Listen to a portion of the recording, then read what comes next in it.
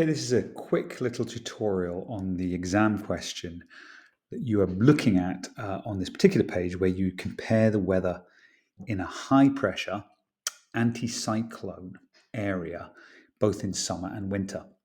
And the two photographs that you can see on the screen are both high pressure photographs, but they're just taken in different seasons. One's in summer and one's in winter.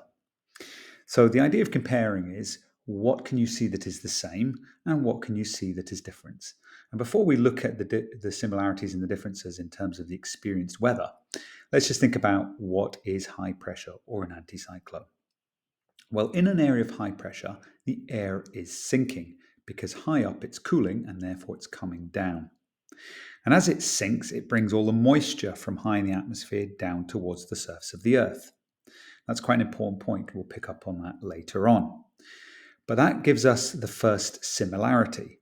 In both photographs, we can see reasonably clear blue skies. And therefore, we're going to get clear days. Therefore, both of them have a lack of clouds.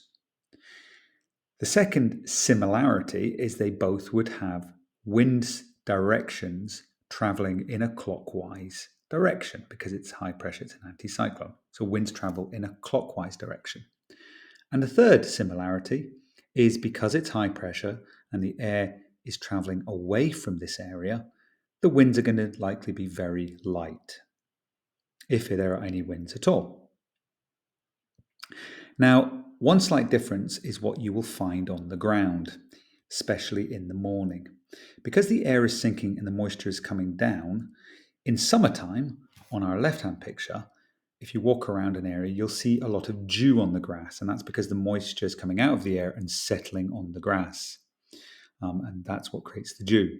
So in summertime, you'll get dew on the grass. In wintertime, because of the cold temperatures, instead of dew forming on the grass, this will freeze to create a frost, and we can see the tree and the grass covered in a frost. The same thing is causing both. It's just the difference is the temperature is creating a frost in winter and dew on the ground in summer. Now, the big difference is the temperature. The temperature in summer is potentially very high, and that's because there are no clouds to block the sky.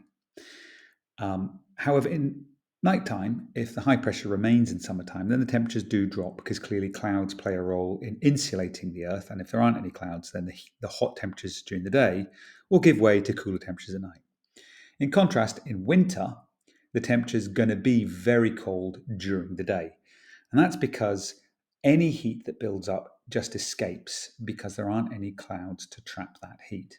And at nighttime, the temperature drops to very low, typically sub-zero temperatures, because no heat is being retained at the surface because of the lack of clouds. So that's the similarities and differences. You want to now just go through them all and write an answer to this particular question.